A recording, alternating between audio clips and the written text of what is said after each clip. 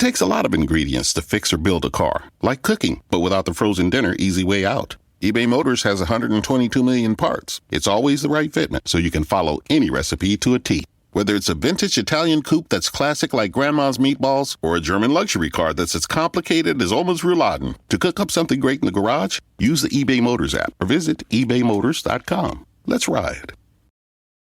Holidays are here, and so is fashionable fitness. Gift yourself a Samsung Galaxy Z Flip 3 5G, a phone that folds in half to literally stand on its own. Pair it with the Galaxy Watch 4 for ultimate wellness and wow factor. Check health stats, flex personal records. Over 90 activities can be tracked, like biking, swimming, golfing, and more. Invest in yourself with tech made to crush goals. Holidays open up with Galaxy. Shop it all at Samsung.com. 5G connection and availability may vary. Check with carrier. Products sold separately.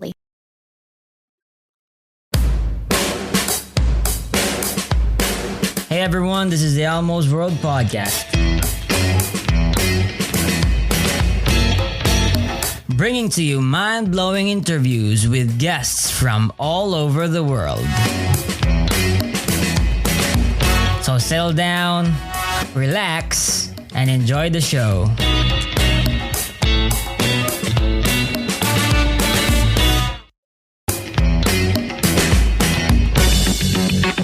Oh yeah, by the way, if you like the podcast, please support Elmo's World Podcast on Patreon. Your support is what helps the podcast improve more and more.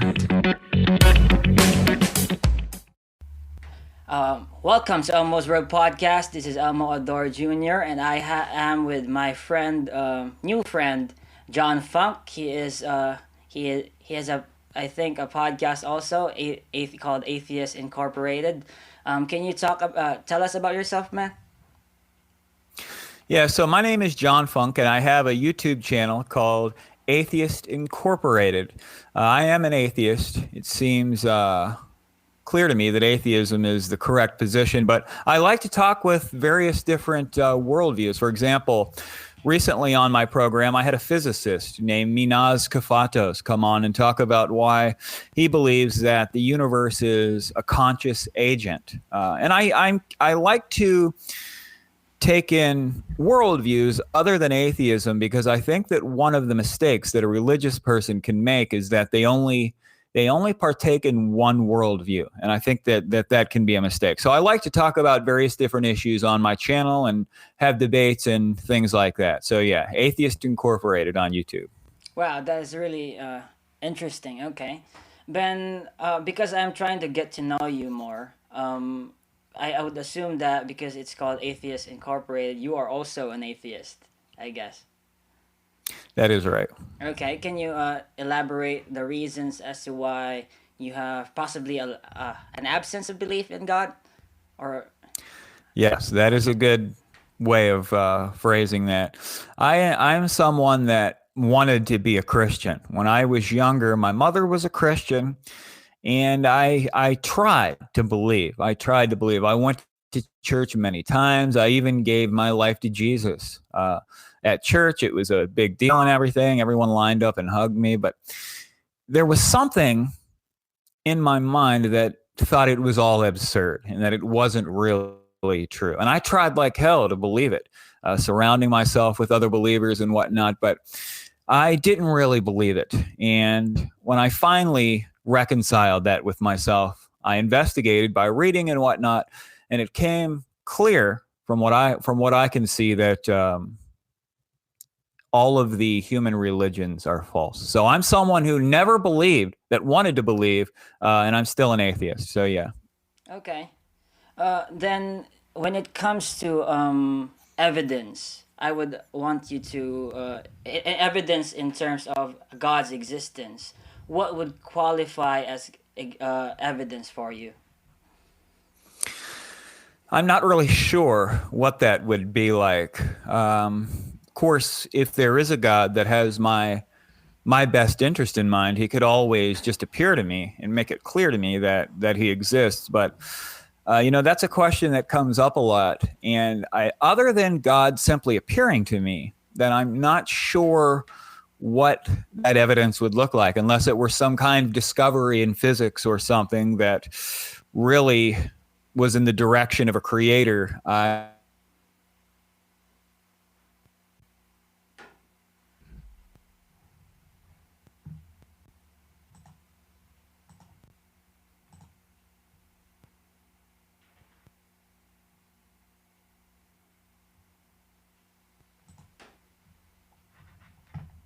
what would be evidence for me that would help me to believe in God. And my response to that is that, other than if he presented himself to me, which it seems like that's what would happen if he were really there. It seems strange to me that this is all kind of like a mystery, and I'm supposed to try to figure out if a man lived that was God or not, and somehow that's the most important truth in the universe. That seems absurd to me. But if science made a discovery that suggested that there was a creator involved in the system of things, then that would be fine. But I don't know what that would consist of, so I'm not really sure.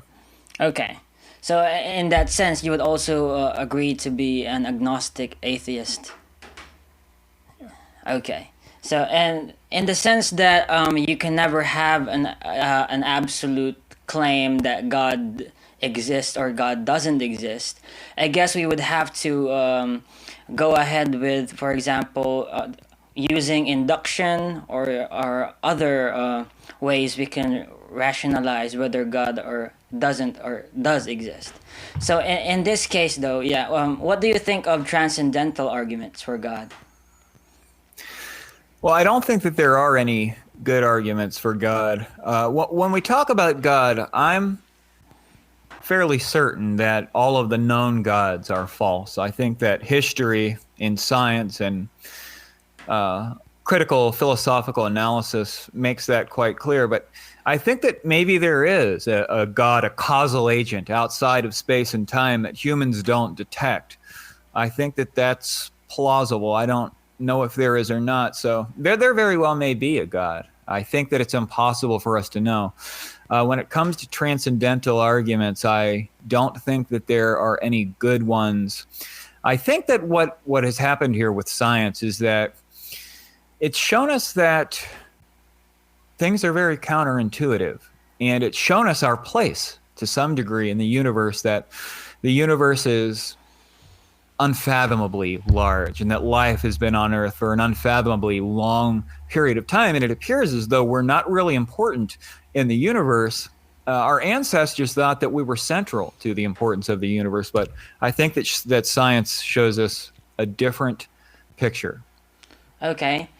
In terms of science, I don't think science shows us anything. I think science is a method by which we use in order to arrive at certain understandings of how the universe works.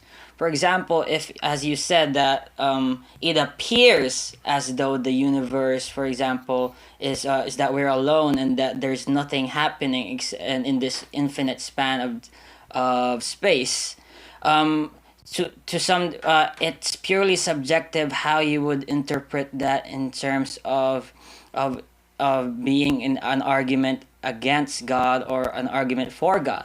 For example, I could say that, this universe is so infinite, and it appears to be, as science suggests, that Earth could have been just a small seed that could have, and God's plan could ultimately have that the humanity could have populated the whole universe. So it's purely subjective if you are trying to argue that the universe appears this way to me. Well, if it appears this way to somebody else, it's different every time.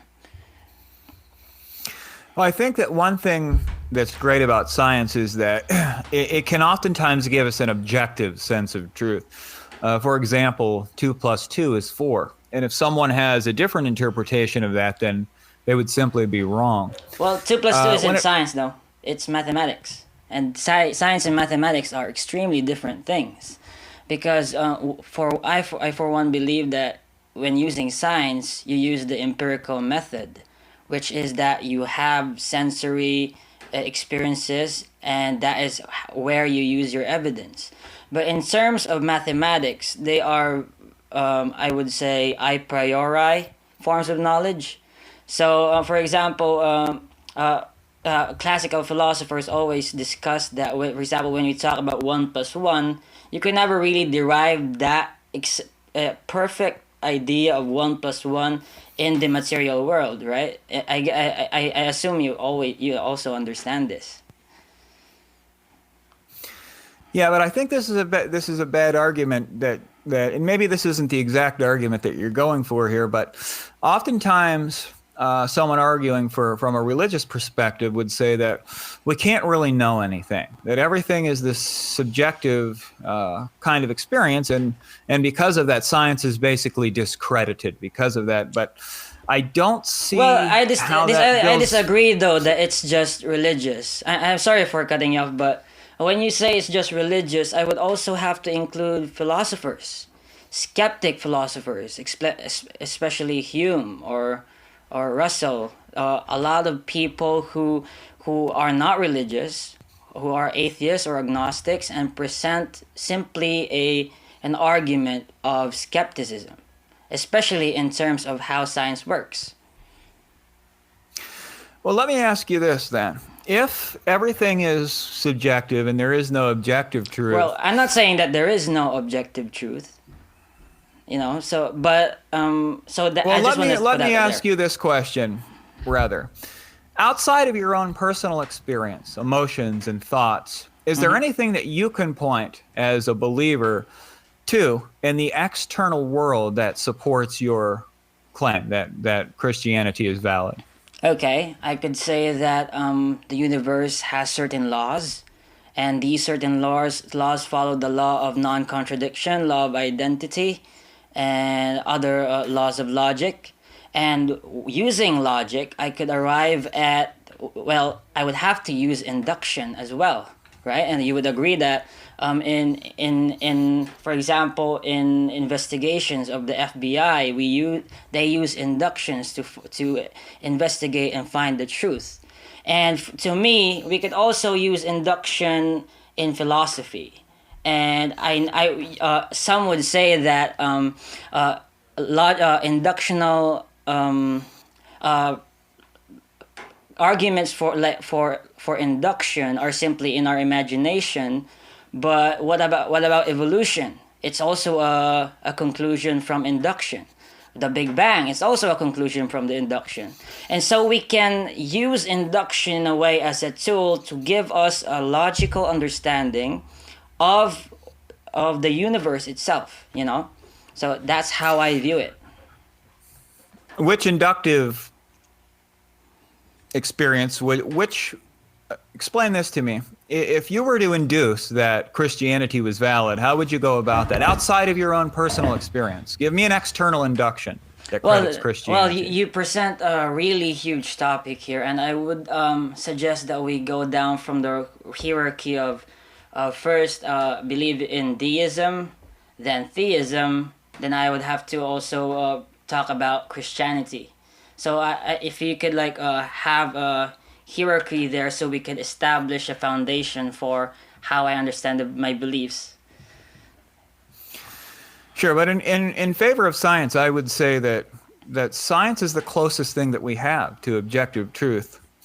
And science and mathematics are very intimately related. And it seems to me that science disproves, basically, for example, biblical claims and things that are the foundation of Christian belief. For example, the Bible makes astrophysical claims that through our study of modern astronomy seem to be impossible. And so they couldn't have happened. I would love to talk about this, but I said earlier that I would love to talk about first deism, then theism, then Christianity. If we could tackle deism first, whether there could be a God or not, then I would love to talk about Christianity after.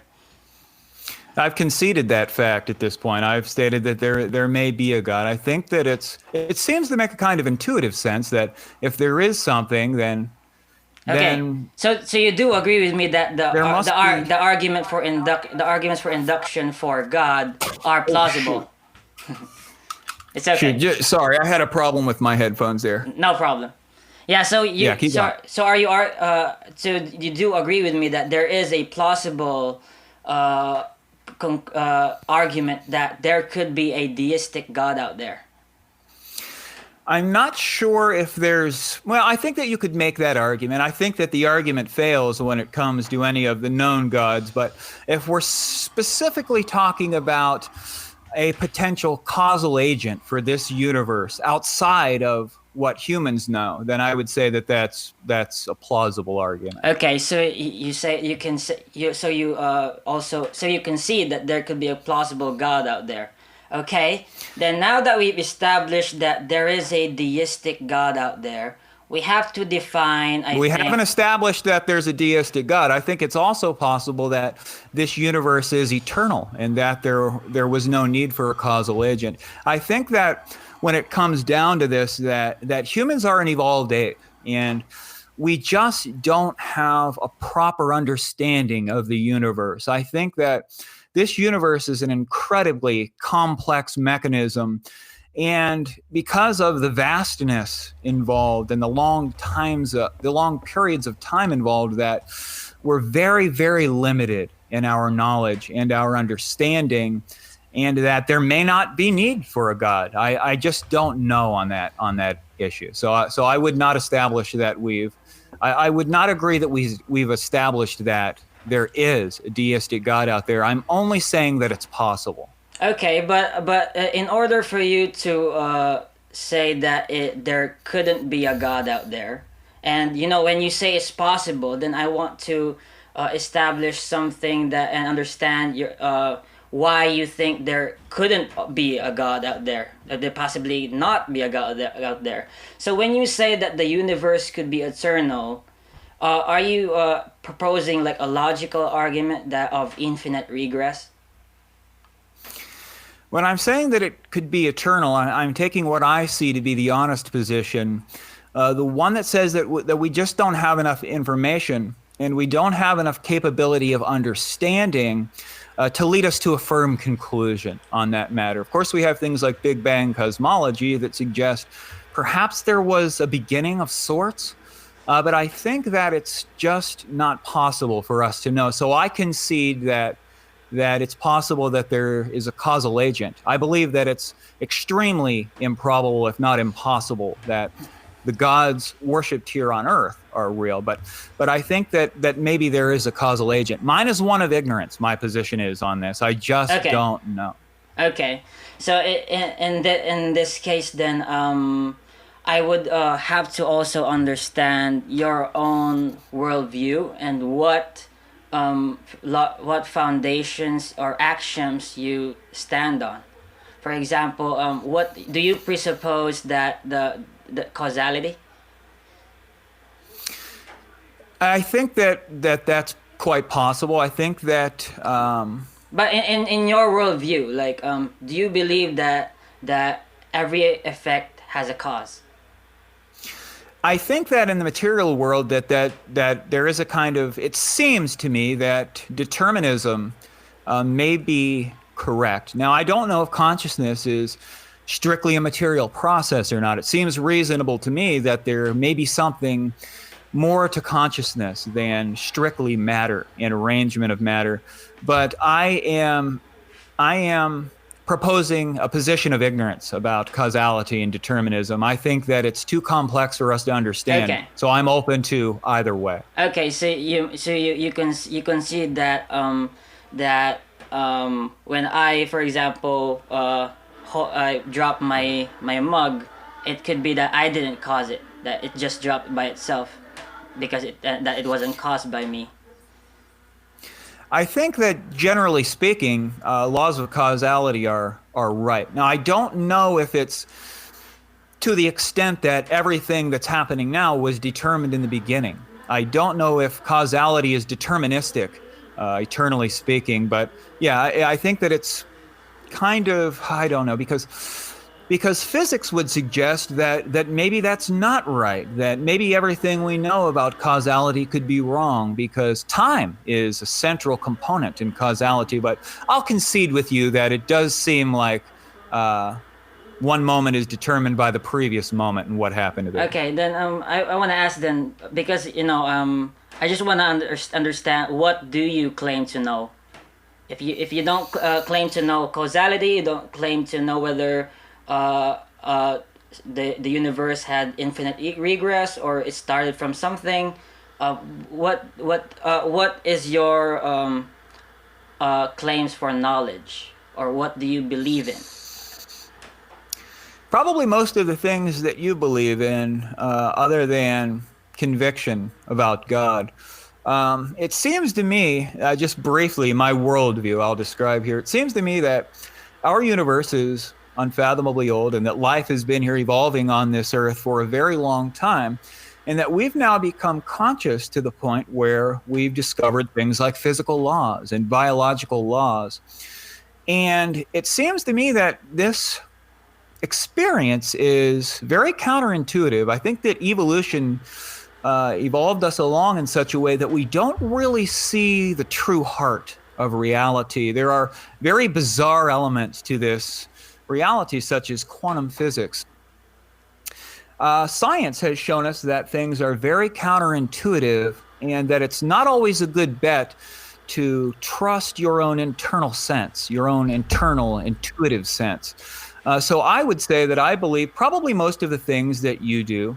But I also think that it's important for fairness and transparency and truth on my position to say that I just don't know in many, many scenarios. Okay, so and I would also say that, do you believe in the scientific method, at least? I think that the scientific method is a valid one. Okay, but if it's how do you define valid though? Like valid that it helps us arrive at the truth. How? Correct. What? Yeah. I would say probably a repeated kind of consistency. It's showing reliable results. But when you, for example, believe or agree or concede that science shows reliable results, then you would have to presume that the law of causality also is in part of the scientific method, because essentially, when we understand, see things empirically or sense them, we have sort of an appearance of correlation in things. But in terms of how the scientific method understands that, it would always presume that one thing causes the other, right? Yes. So yeah, I concede that causality appears to be valid. Okay, so but do you use it as an axiom in your worldview? I probably generally do, intuitively speaking, but I would concede that perhaps if we were to really have a complete understanding of the universe, that maybe we would see it much different. But for the purposes of this discussion, I'll concede that causality is a good and proper understanding. Okay, so but in terms of let me ask you this: when it comes to causality, let's define causality here.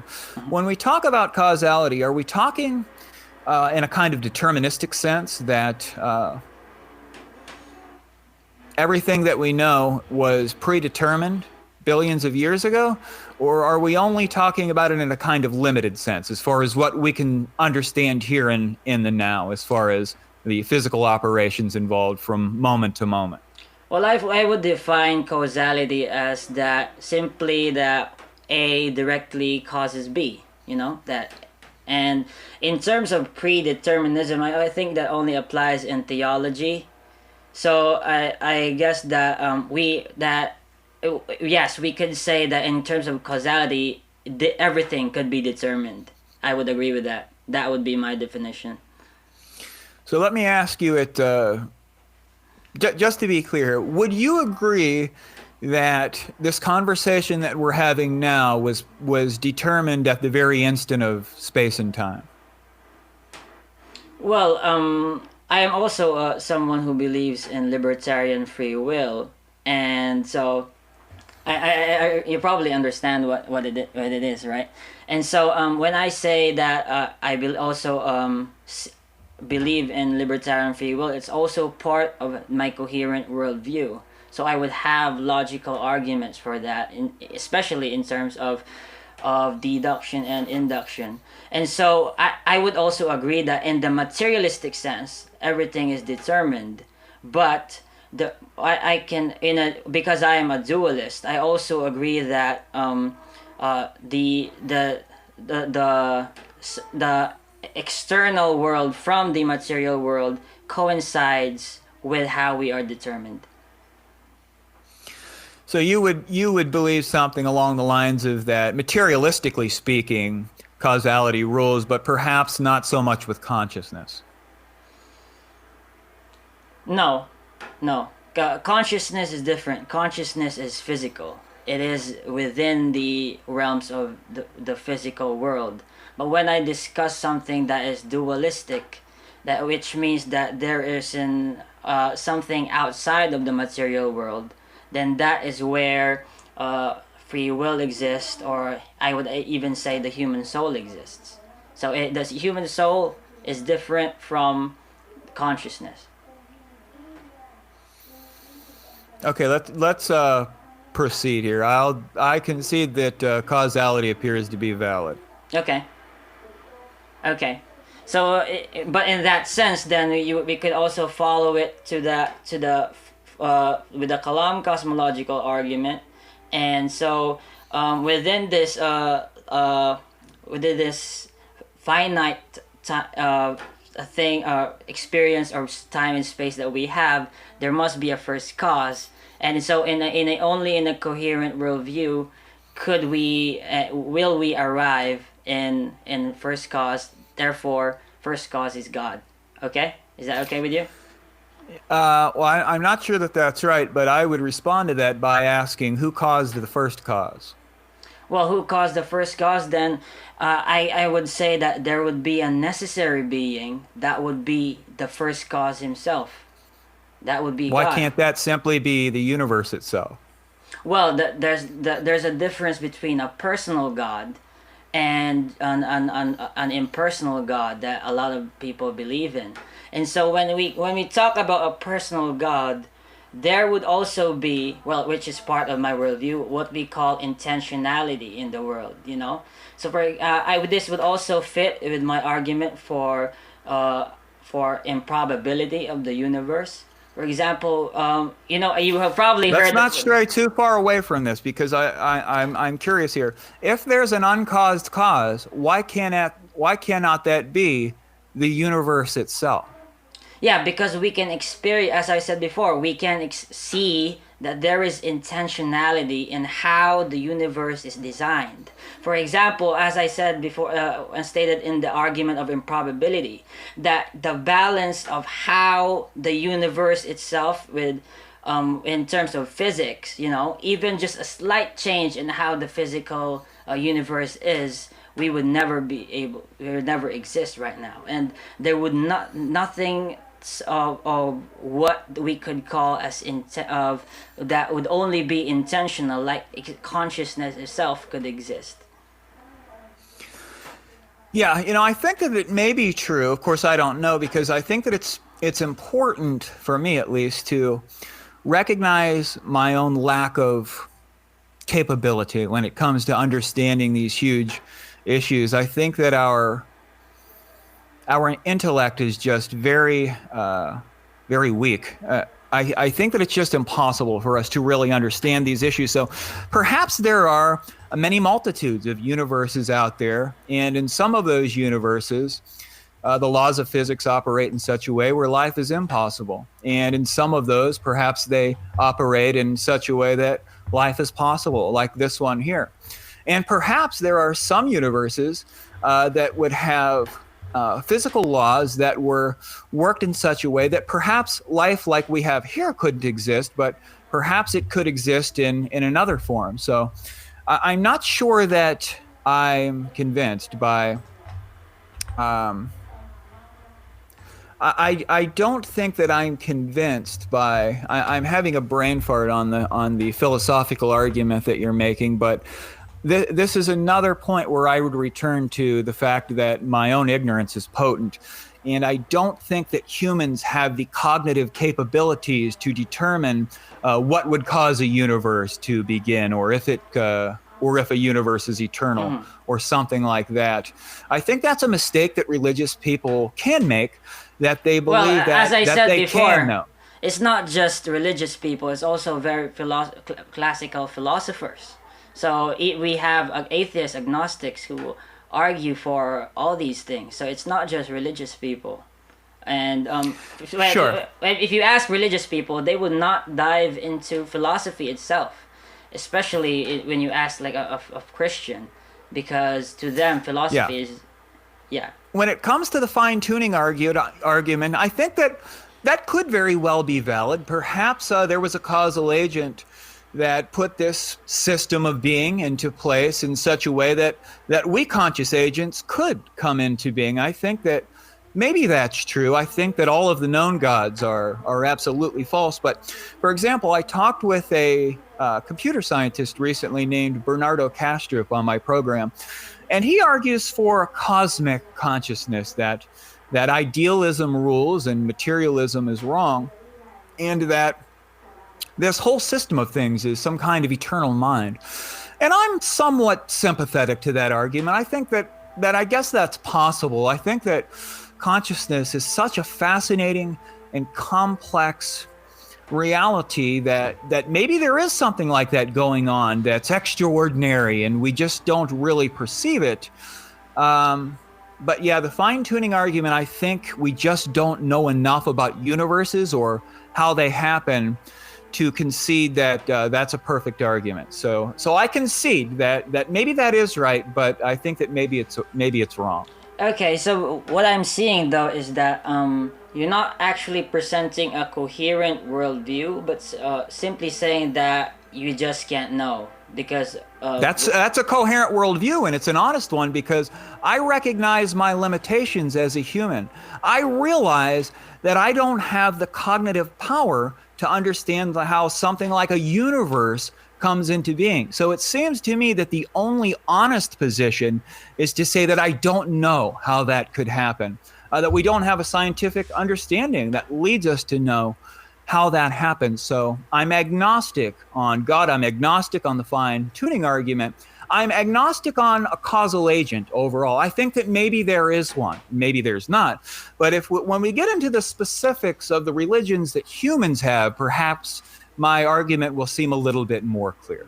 Okay, so in this case then, because you claim to be agnostic when being presented a rational argument, or because we just can't know, and also especially philosophical ones, or at least axioms like the law of causality, or which we always presume, or that there should be a necessary being, or fine-tuning and whatnot, then can I ask if you would also be willing to have that kind of agnosticism when it comes to for example, trying to understand biblical matters? I have had that kind of agnosticism. It might seem kind of counterintuitive that me as an atheist enjoy biblical history, but I actually do enjoy biblical history. I reviewed a lot of books. I've read 4 so far this year. I read one called A History of the Bible, the story of the world's most influential book, by a priest. He's a Catholic priest named John Barton. Really smart guy, and it was a great book. It's interesting history is to me, and perhaps that's why I'm somewhat fascinated with biblical history. What our ancestors believed and why they believed those things are quite interesting. So I'm not exactly sure what you mean, having agnosticism when it comes to interpreting the Bible. Yeah, what I'm saying is that when you, for example, I have my rational argument for, let's say, a necessary being, which is God, due to this rational, coherent argument, and you would say, oh, because we can never know because of our limited capabilities as human beings that is evolved, So in this case, then I would concede that I just don't know, right? So would you be able to have that sort of agnosticism when it comes to talking about biblical matters as well? Well, I think the Bible is a much easier thing to understand than the universe itself. And I'm not sure how you got a rational argument for God's existence in the Holy Bible of all places. I'm interested in hearing it, but I would not have the same kind of agnosticism concerning biblical scripture and other scriptures historically as I would be something like the universe itself, which seems far more mysterious to me.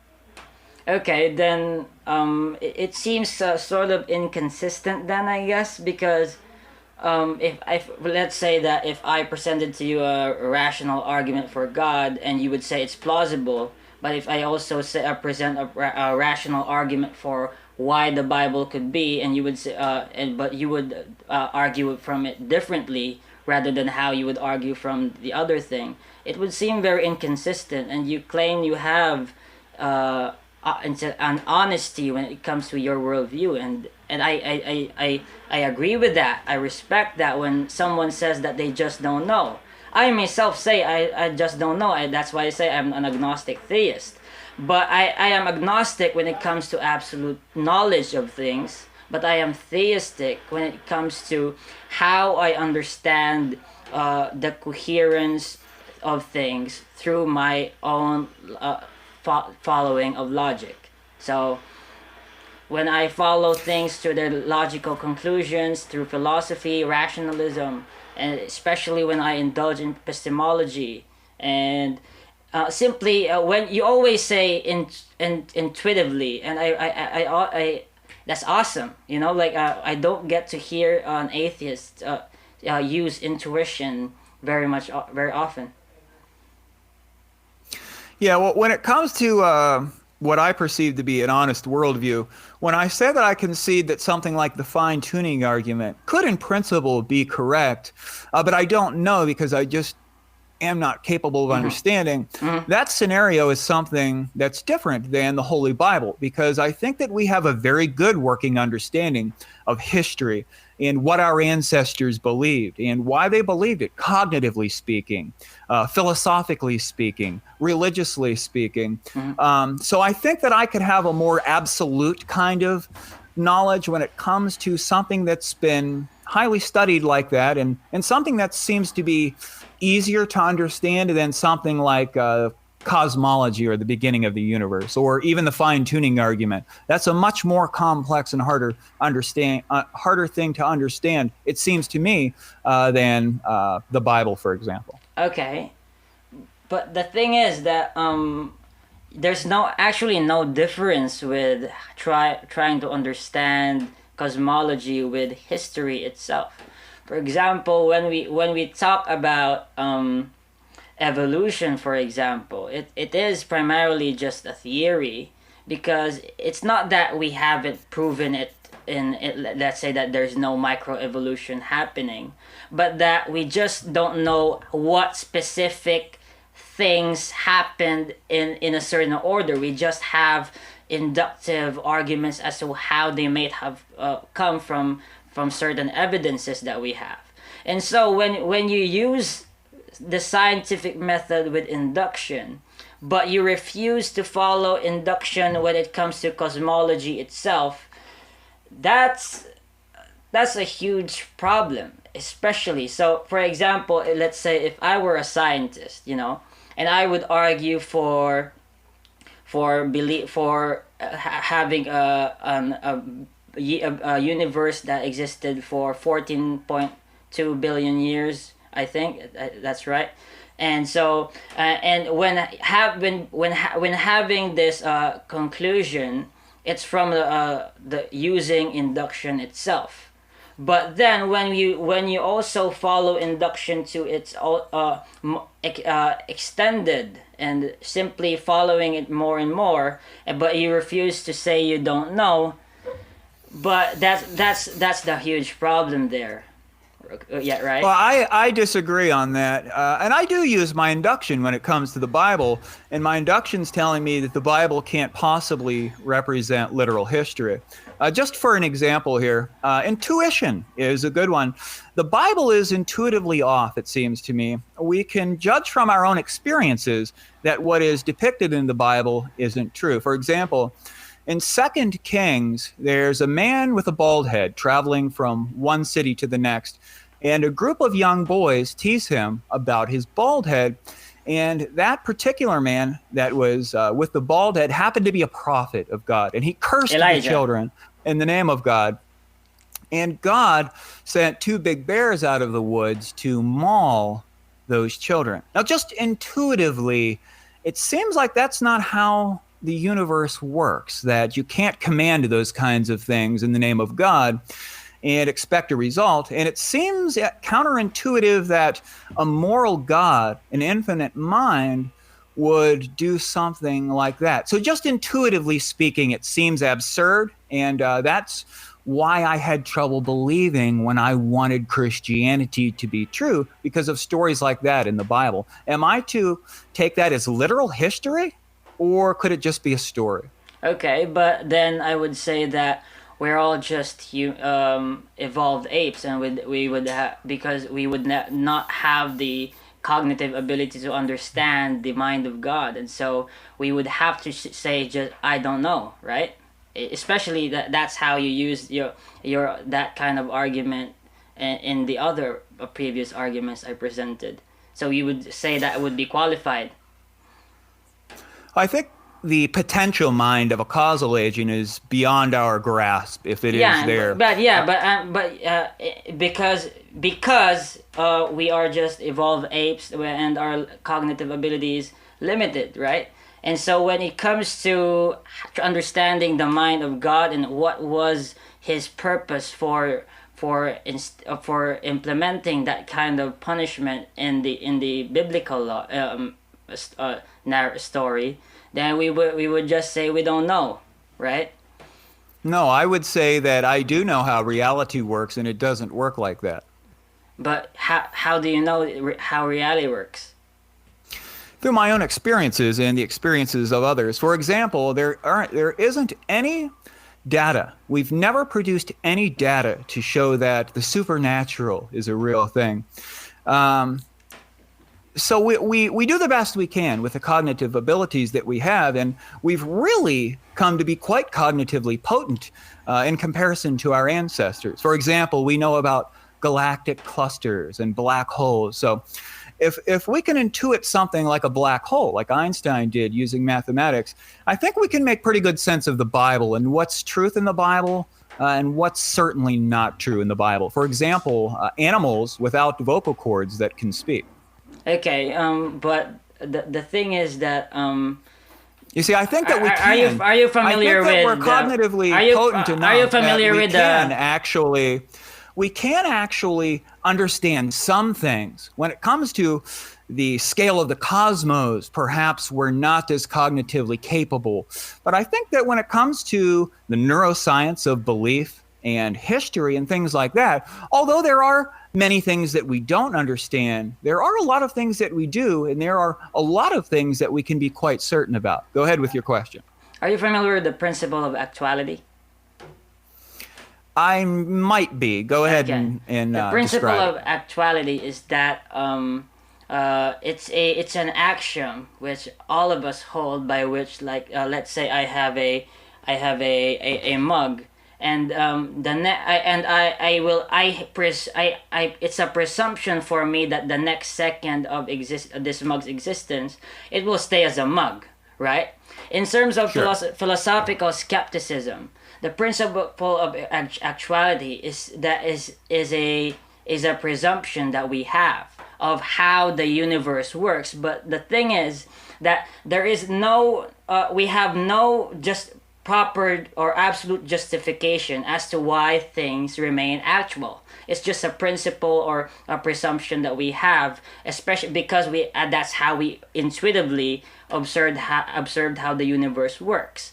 Now, for example, let's say if there was a supernatural being out there, and because you say it is plausible, especially fine-tuning and the law of causality, if there was a supernatural being out there, then he could in terms of how I would agree with you that we have a deep understanding of how neuroscience works and history, and so when it comes to how we believe things that to be, this supernatural being is able to what would say bypass the principle of actuality. And so that's why we call miracles, because we agree that they break the principle of actuality, but we have reason to believe that it comes from a supernatural being.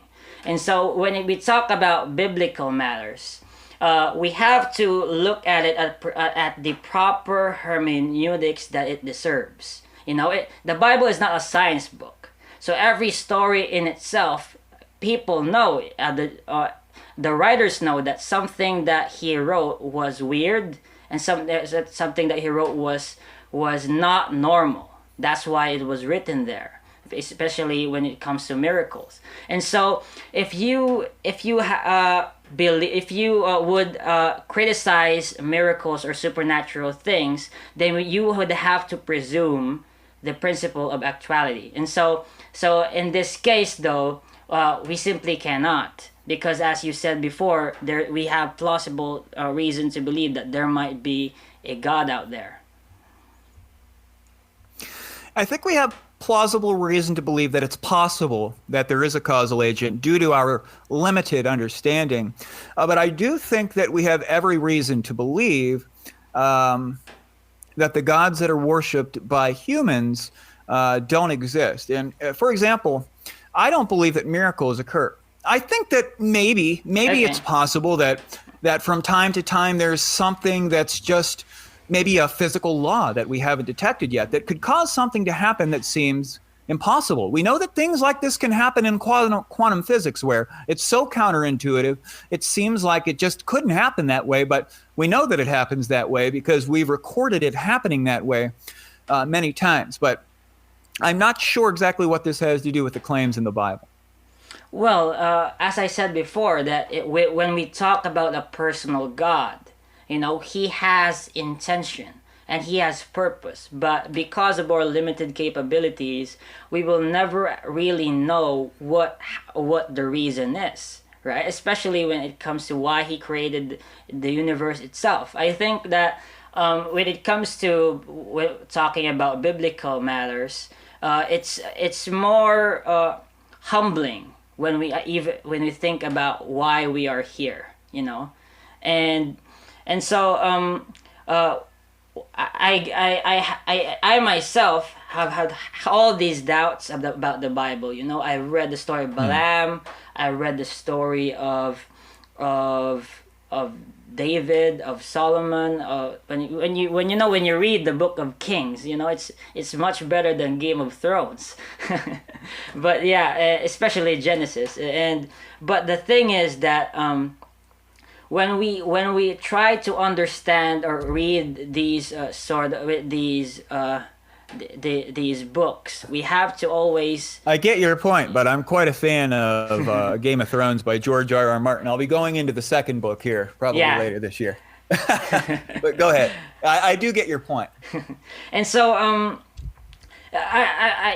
so I myself, I'm not a theologian, but I talk to theologians. I have apologetics friends, but I guess that in terms of how I understand the miracles or the really, really weird stories in the Bible, I would have to first settle why we actually exist here. Why there is life, why we have consciousness, all these impossible things, and that are mathematically improbable. But the reason is that there is a personal God that had an objective purpose as to why he created us. I think that's a question we must answer first. Well, I don't think that we must answer it because I don't think that we can answer it right now. When it comes to, say, the improbability of life, from our current understanding, it does seem that it would be very improbable, perhaps impossible, for life just to come together. But perhaps there's a physical law involved with the formation of life that we haven't detected, and perhaps life is quite common here in the universe. It wouldn't surprise me that if we had a better understanding that maybe there's life, maybe this entire universe is about life. So maybe that's the way that it is. I'm just not sure that we can answer that question, why we're here. I think we just have to do the best we can with the how things work kind of question. Yeah, and I love it when you use the term absurd about when it comes to the biblical stories, because they do seem absurd, And but the thing is that when I also because like in my opinion, and I mean my understanding, absurdity is very subjective. And so for example, when you yourself talk about like there could be a possible physical law that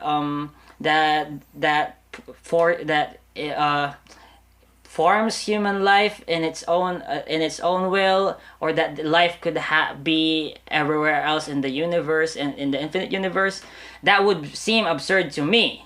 So in this case, then absurdity doesn't really count as an argument because it's very, very subjective.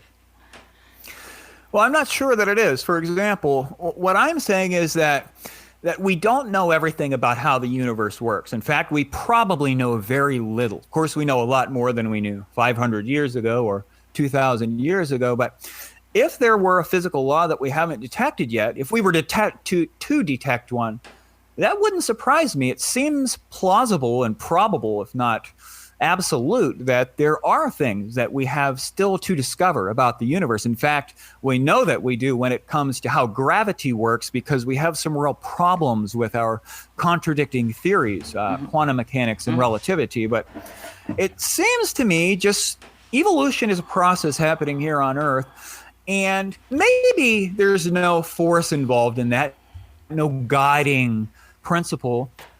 Seems most scientists think that there isn't one, but it wouldn't surprise me if there were a physical law involved with that, because it would give some kind of explanation. And maybe the scientists are right. I don't know. Maybe there is no real guiding force for life. It wouldn't surprise me if there was, but I forget where I was going with that.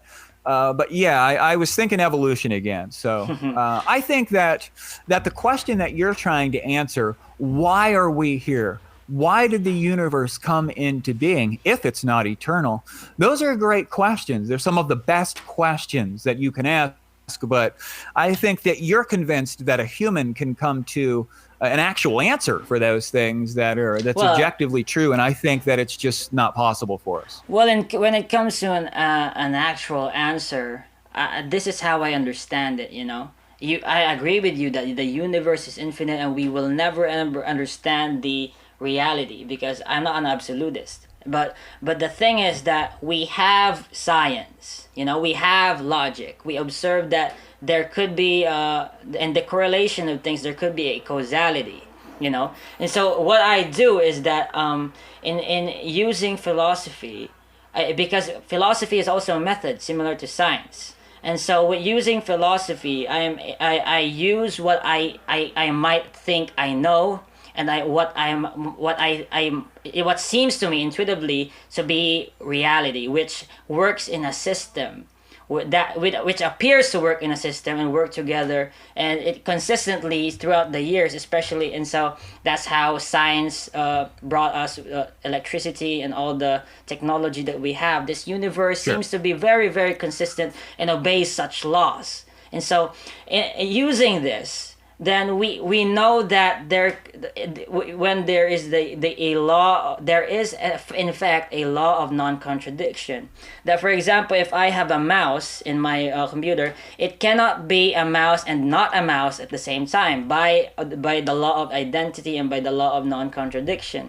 And so with logic, that and logic as a tool, I am able to deductively and inductively have a coherent understanding.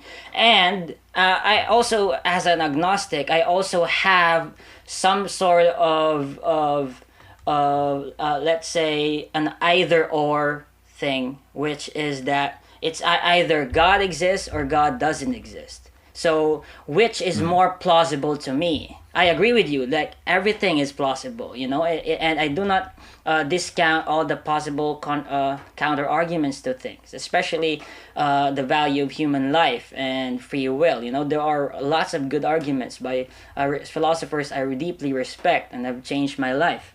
So when it comes to when we talk about how we could understand the universe, I always say that, bro, I'm an agnostic theist, and so I do not claim to have absolute knowledge of God.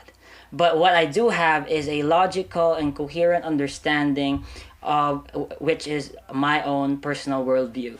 So, yeah. Yeah. Well, you would have what you think is a logical understanding, as most of us do here. But some of us are having to be wrong here. But let's talk about evolution for a minute, because you talked about the fact that it's only a theory. One good evidence for evolution, if you go out to the Grand Canyon. Well, I don't disagree with evolution. I definitely think that, especially, for example, William Lane Craig, a very good, respected philosopher, and he also believes in an old Earth and billions of years of creation. So let me ask you this then, because I want to know how you rectify this. It appears everything we know about biology and medicine describes our species coming into existence as it is now over a long period of time.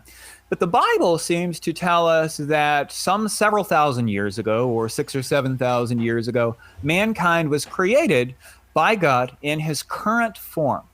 And those kind of contradict there. They absolutely contradict the evolutionary idea and the literal interpretation in the Bible of how man came into being. So how do you rectify those two accounts? Well, in terms of how my William Lane Craig would say that, mankind was created, but in the process of evolution. So that's how I rectify it. Well, here's the problem with that the Bible, you see, the Bible has genealogies within it. This person begat that person, and then that person begat that person. And we can actually trace the entire human history back, according to the Bible, I disagree. to the very first man. I disagree with the genealogy, because it's simply that whoever is mentioned in the genealogy, it's simply that whoever has some sort of like fame in the family, if you're famous or like known for something, then you will be mentioned, like Enoch, Methuselah, and other guys. Like, so in that sense, that's how I see it. There are huge probable gaps in generation there. Well, it seems to say this. And I just want to make this point before I ask you another question. We can literally go from Adam to his literal child to that person's literal child. Yeah, I'm familiar with that. All the way down to Jesus. Yeah. Yeah. So you're saying that literally, written literally, that it would actually be incorrect and that there's some big gaps in there not reported by the Bible. It's not that it's incorrect, but that they only mention the ones who that is necessary to mention. That's all that there is. That's not how the language works, though, in those genealogies. It says that this person literally had this offspring that was named this person. And we don't have to get hung up with that. But if you were to read it literally, and maybe you think this is wrong, but the vast majority of theologians who have read it literally have projected this kind of time scale involved. And I think that that's what the people who wrote the Bible were going for, that they wanted to trace the genealogy from Jesus back to Adam. If we can't read the Bible literally, well, first let me ask you this. Do you read it as a literal account where every word of it is correct and right and justified? Well, in terms of infallibility and inerrancy, I would say that the Bible is both man-made and divinely inspired. So, for example, when you talk about Matthew, Mark, Luke, and John, these are simple biblical accounts of Jesus' life. But the thing is that it has a lot of contradictions. So for example, Sure. the crow did the rooster crow before, during, or after Peter was denying Jesus? Yeah. And so these are things that that I also recognize that the Bible is man-made. So when it comes to, for example, Genesis or the Pentateuch, these are part of Jewish culture, and I would agree that in a way that's how we should be careful in our hermeneutics and understand the Bible for what it is. And it's a beautiful book that has one huge and grand theme which focuses on Jesus Christ. Well, the New Testament has that one grand central theme. Well, you can see we can argue let me ask with it you in this. Old Testament too. Yeah, you could try to make that argument. I think there's a great argument against that. But if the Bible is a man-made product that was inspired by God, and some things in it are literally incorrect, of course, some they have to be when there are contradictions in play. For example, how did Judas Iscariot die? There are two different stories about him dying, and they both cannot be correct. If that's the case, but there's still some value there, how do you go about determining what is correct and literal and what is incorrect? Okay, so as I said before, that we have to look at the hermeneutics. We have to really be careful in how we know. So it's simply that for example, John, for instance, it's just a biblical account of what someone or what witnesses have seen in Jesus's life. And so in that sense, we can get a sort of a secondary understanding of source from what happened in Jesus' life. Yeah. When it comes to the New Testament, are you of the idea that those are literal eyewitness testimonies? Yes, they were people who were witnesses, and that they were interviewed, for example, by Luke and writers. How do you know that?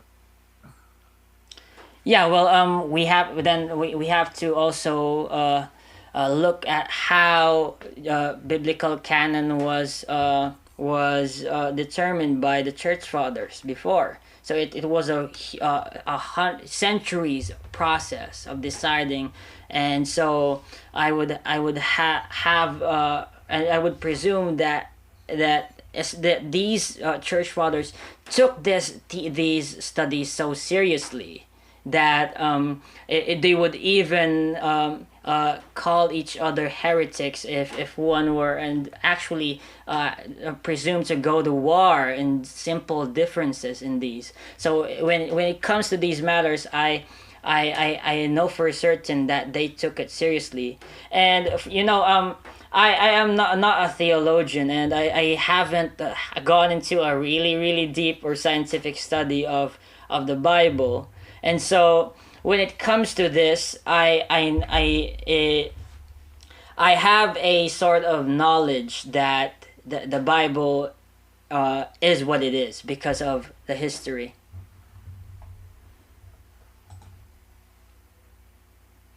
The problem with hermeneutics is that many very passionate and well-meaning priests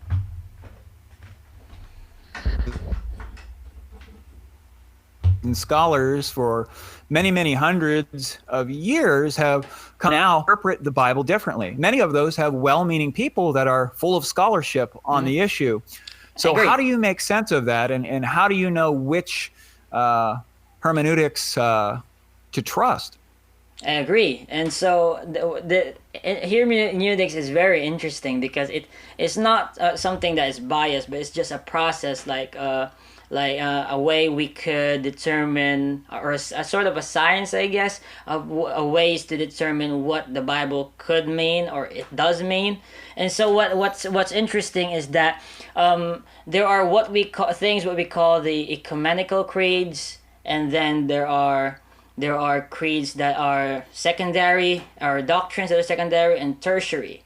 So the funny thing is that when it comes to the three biggest categories or subcategories of Christianity, like for example, the Eastern Orthodox Church, the Roman Catholic Church, and Protestants, they have different, as you said, convictions. They have different beliefs, but they always arrive at these ecumenical creeds, and even though they have huge differences in secondary and tertiary ones, they all agree in this the Nicene Creed, and they apply hermeneutics with different biases and whatnot, but they arrived at the same conclusion.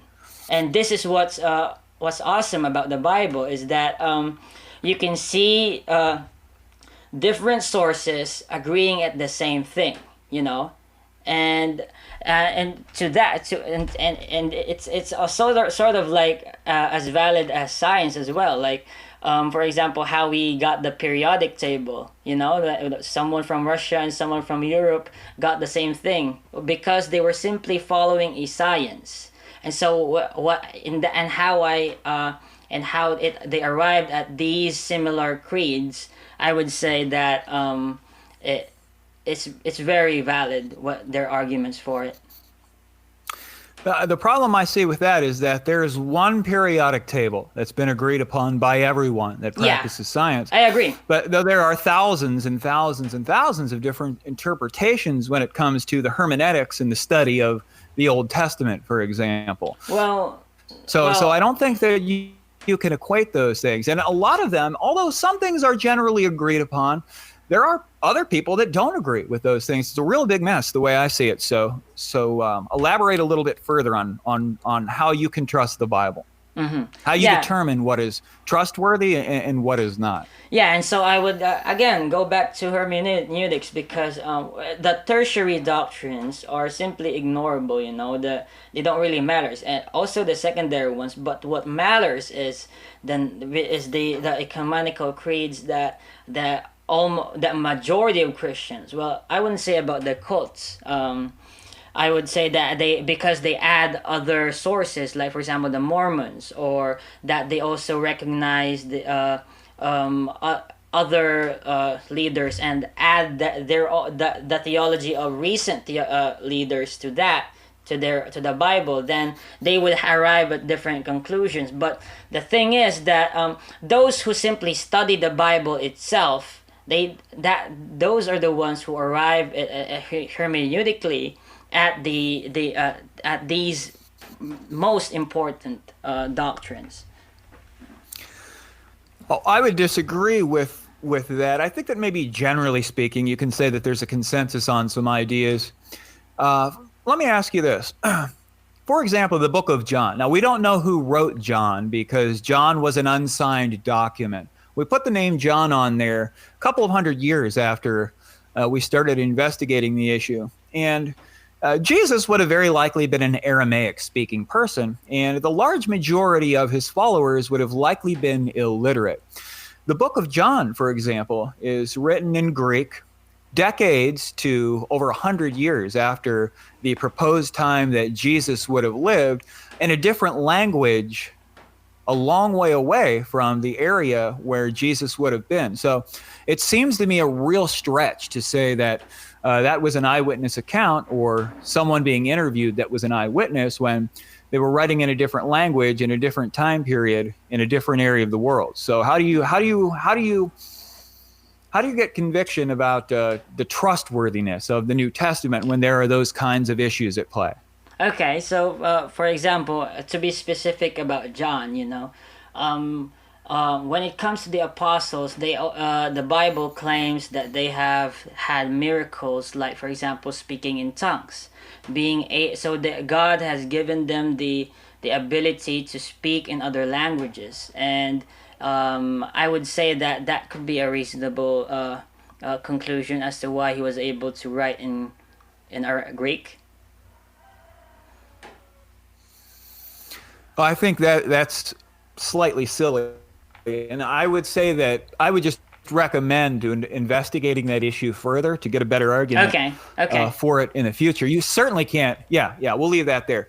But yeah, go ahead. There was another topic I wanted to ask you about, but I forgot what I was at. Yeah, so but I'll leave you it know, up to bro, it's been like almost an hour now, and we've gone over time. But I want you to have the closing statement here, and I want to ask you the question: being an agnostic, you know, and you recognize the plausibility of God itself, and that we have certain presumptions in science.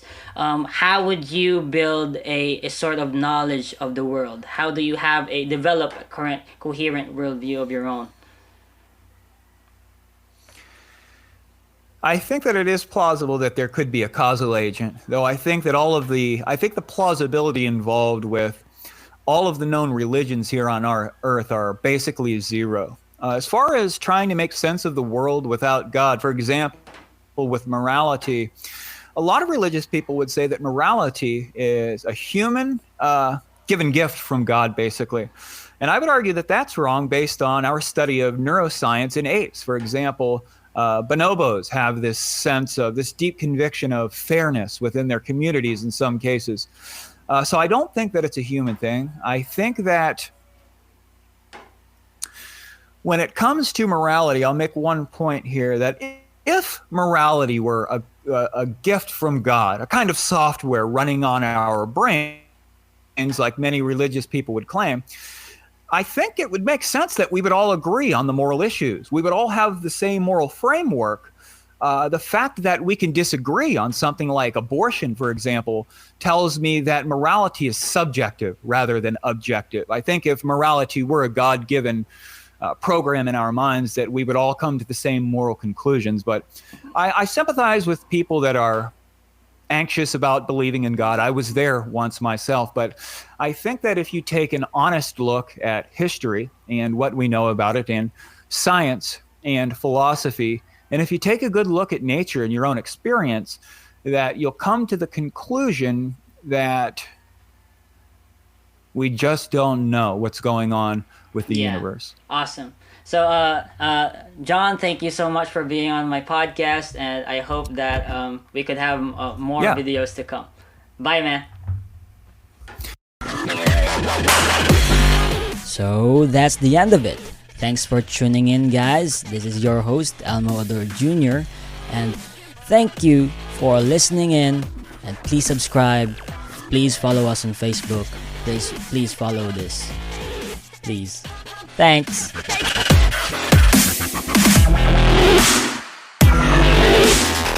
Gearheads know that some projects need so many parts, it feels like you need a whole storage unit just to store them. That's what eBay Motors' 122 million parts are for. Think of it as your virtual parts garage. They've always got the right fitment at the right prices. Use the eBay Motors app or visit ebaymotors.com. Let's ride.